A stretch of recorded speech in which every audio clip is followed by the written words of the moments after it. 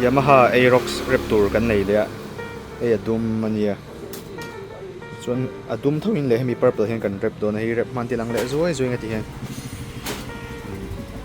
ei side cover velte cheddar tran to hi helai cover de kha ni rep ma ni ti ti lang le thok thong nge rep mai ei purple le glossy black thoin moi viawang Yamaha Aerox kan rep zo le to a glossy black le purple kan design kan siama moi to kok mai he black in kan rep fit phota body hi chimi hi wa chon sticker ve hi hei purple in kan siama moi to tu he mat card vel te side cover vel te chon hei helai cover vel te po chuan cover ni sa dewa hei lesser mai na do lai ve te po làm bằng sạch này xin đi môi tổ tổ nó có thể thật tập vong mày cho giờ xuân này hình steel mirror về te vua xuân brake lock te xuân khu này this oil cap te khát lạc buka visor wing let side glass này hình mới có mấy steel mirror xuân hơi wing let te có môi let Yamaha Aerox Raptor cái này đấy ạ thế showroom trong lạc chuột thì mình number pola này đâu anh Iron kal direct hala hi matte black in kan rep do na chuanin orange in design te kan siam do na ti hianin rep tak tak ma hi tilang thuak thuang nge helai cover kan phon to khu lai hu kan da a matte black in kan rep ang hi chuan accessories ne brake lock ti ang reng te chuan carbon engine cover ti vel te tail light ti vel te under tail light ti vel te moni kan vo do na tilang thuak thuak an ya kan chei zo kan chei lai ve chu karon tilang lo me kan chei zo karon la thale don ne Yamaha Aerox kai kan rep zo le to a glossy black khatuna chan matte black in kan thak sa ga hi du lo huna khole me tur khania ti hian thar lai rep hianin arong original te halo bong thar rei le do na radiator cover te po color nei chi kan phang sanga na ro khop mai carbon ya chei de boka chon thei si Aerox si moi chi kha thak sak boka moi thudan no ma he looks moi em bawani chuan tei lama hian chhi la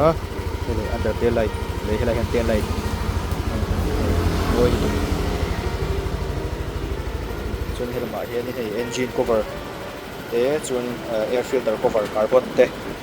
huwa boka chuan la hian foot rest head lama hian in hei mobile holder te side glass te hi moi side glass te yo chuan lai hu ke thil khai na tangkal tu hei ngo te kan huwa boka chuan hei head a hian visor touring visor te kha pa te me hi visor hin na tu hei side glass mo sin ti jong te hian hei chuan helai hian brake lock hei tangkal tu ka kong chuk chho vela da in amai tol du em bai Aerox ding side stand hi ken lo si hei brake lock om thlap boka chuan hei voina number chuak boka number te kan bel saka visor pasin touring visor hi mo na tu to tu ke hai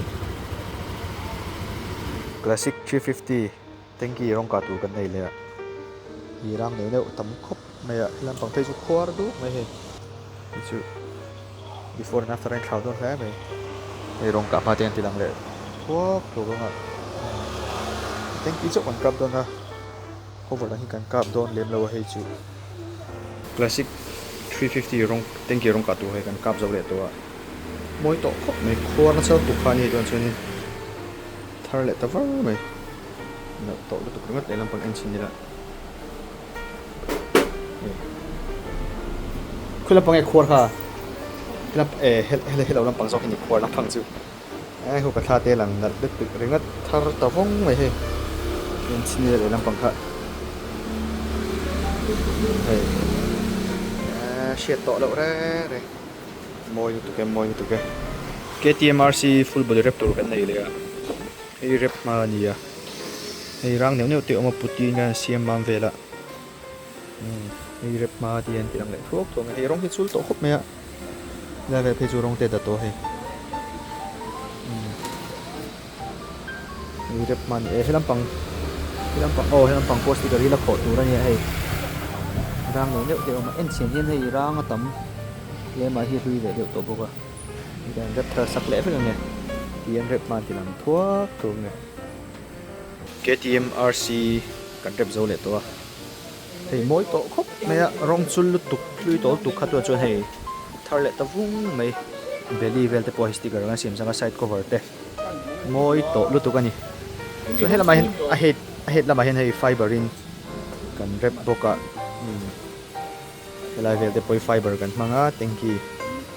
kan rep bok hai design te kan sim sticker te side le lampang en chinila hei hi chul deuh to kha ni rep man en join thlau to khop mai moi to lu tuk ani rong ka du tan po kan kap thei ve ka rep du tan po kan rep thei ve ka ni hian moi deuh deuhin sky high to lo lengula in du thu sam ang thapin kan lo khoi sak zel don cheu nia hi bo moi to khop mai he empty rep tu kan nei le a hei rep to sa ni a sei seal cover vel te po hi tlem hen lo lui ve deuh to a hei kan khok thalenga chuanin tharin kan rep le dona hian in rep man ti lang le thuak thuanga teilam te en chinina a moi reng tunan rep dan po hi mo masitle mina lo lui ve deuh to hei kan rep thar le doni tian tiang thok thong o tian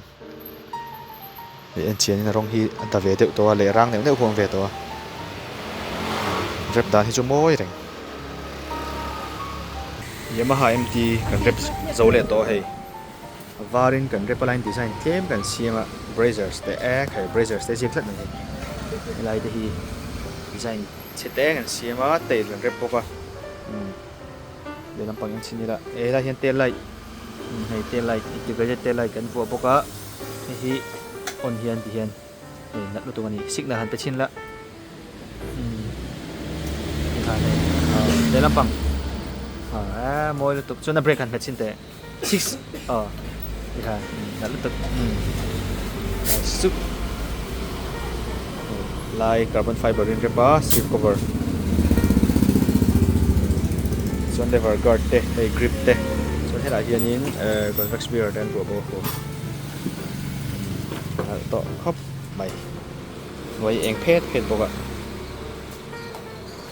เสียงชินังไว้อะไรนะครับเสียงชินังน่ะตัวตัวแกการเล่นละไม่ลอยกันกับดุมเล่บก็งะเล่ส่วนที่วัง R15 V3 full body Raptor กันในเลยอะ blue color ก็ให้ตัวนั้น glossy black in กัน Raptor เวลเมก็thank you จะกันละ Raptor เดี๋ยววะนี่ให้ได้เวลที่เนี่ยเทรนเดี๋ยวมาทีนึงเฮ็ดลำเวลเดี๋ยวเฮ้ยเนี่ยให้มันเดือดร้อนไหมเนี่ยเบบี้เวลเต็มฝนตัวเนี่ยต้องใส่กูไปเลยเนี่ยชิ้นนี้ละเนี่ยทำเนี่ยชวนแฟนว่าต่อไหมเห็นแบบมาเห็นตีลังทุกทวมเนี่ย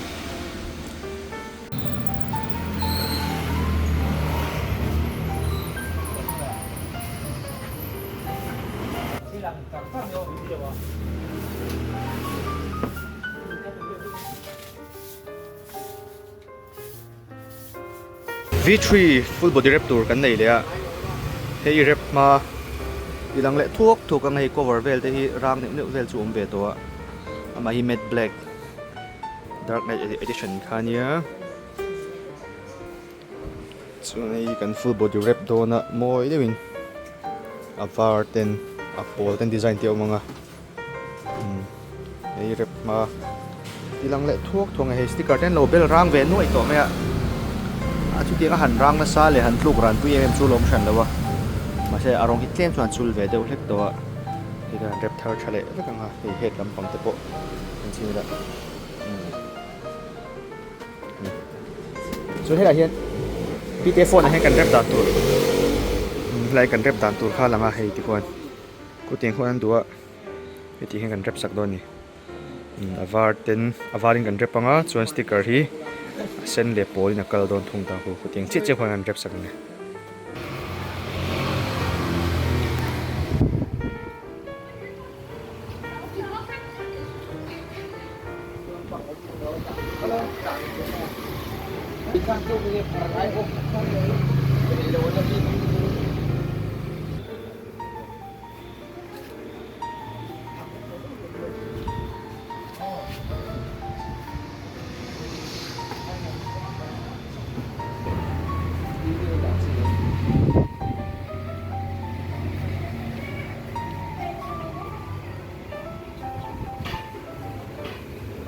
Suzuki Access rong ka tur kan nei le a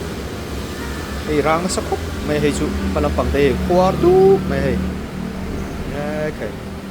before and after rain thlau don rem dam mai hei ko hi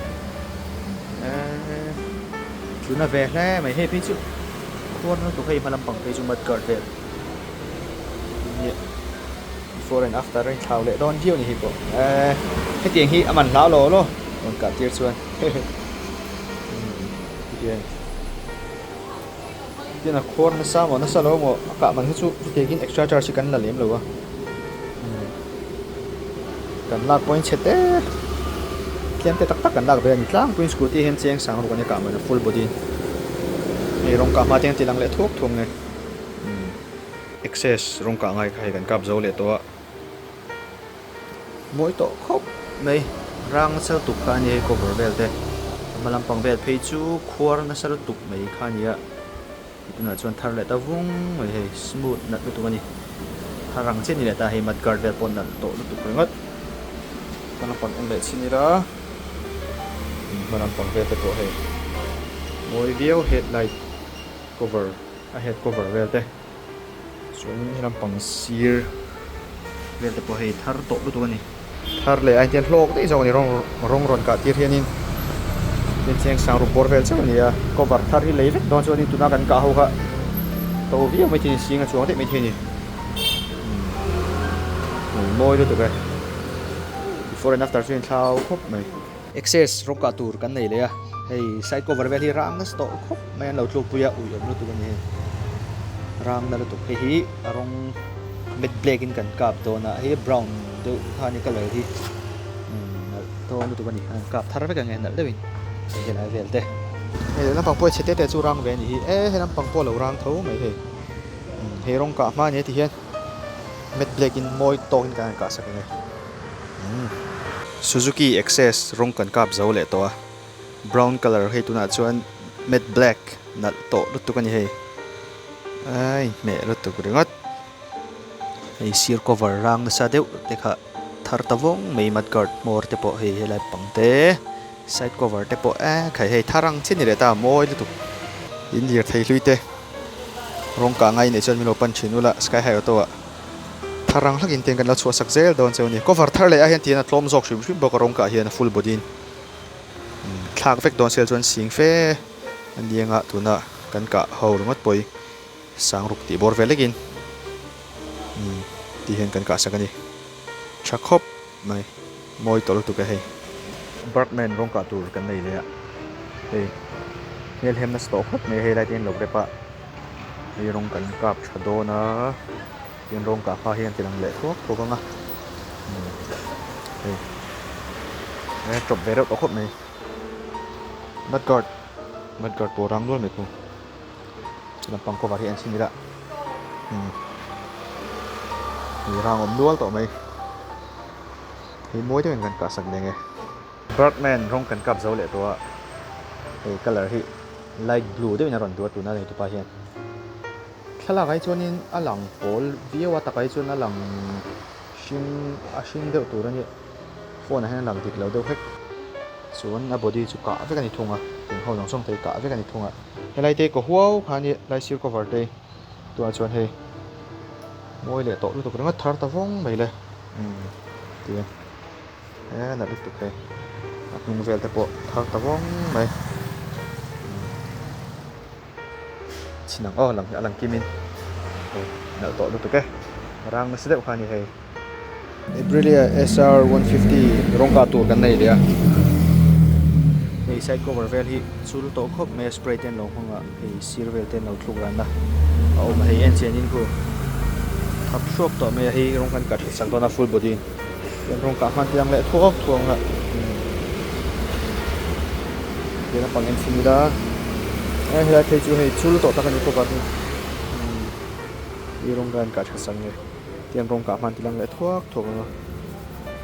Aprilia SR 150 ei ka rong kan kap zo le to a plain deuh to phia dua hei met black in ta han ka sak le smooth nal to khop mai thar ta vung mai cover chu ei nal to lo to ni sticker hi du le ma simple de phia dua Hei lai hi vel te pawh nalh tawh lutuk ringa thinam pang site te en leila mawi tawh lutuk e Aprilia rawng ka tur in nei chuanin heta Sky High auto ah min lo pan ula mawi deuhin colour dang pawh in duh chuanin in duh thu sam ang thlapin design te pawh in siam duh chuan kan lo ka sak vek tawn chu ni mawi deuhin hei pawh hei thar leh tawng mai min lo pan thina kan lawm lutuk ani min lo pan ze tur pawh in kan som hal bawk cheu ni Meteor 350 hei PPF kan bel mek a thank you hi showroom atanga lak chu hin mami pawh hi thar khop mai a hei thar lai hian a uluk zual deuh chuan ti hian an ron eliminate tir thin PPF an bel tira ti hian rang tur te lo veng ve dawna tha khop mai hei tin an bel mek ani hei bel to hnu kan ti mar sa toy chu smooth na khop mai hei tuna hian side box kan rep le dawn sia hei hi kan kat chuak lenga thadon khop mai hei veng dawn tu ni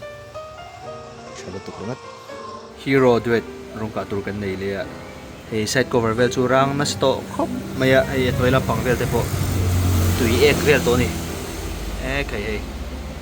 rong ka ma hi pui khop mai ngel hem nual to mai hei hei mat card vel te pawh level te pawh hei rong hi direct to ni head vel te pawh hei kai camera hen lang chiang em hei lang chiang hiau mai lam pangin sing la khuat le na te om ve boka si la te chuan la pang su zia viau la vel pawh hi ka that vek tur an dawna ti hian rong ka hmain ti lang le thuak anga hei mawi deuhin kan ka sak nge hei duet rong kan kap zo le to a polin mawi to dut tuk thar le tawng le hei tin brightness kan ta hiam deuh anga hei head vel te pawh kha rang om ne deuh vel te hei sir cover te mat card vel te pawh thar to dut tuk thar mawi to dut tuk ringat hei pang te en chinira hei rang om ani ti sia to lo re thar to dut tuk ringat hei mawi to dut tuk lai vun na vel te pawh kha sir zong hen la kim thei turin la leila mawi to dut tuk e thar tawng mai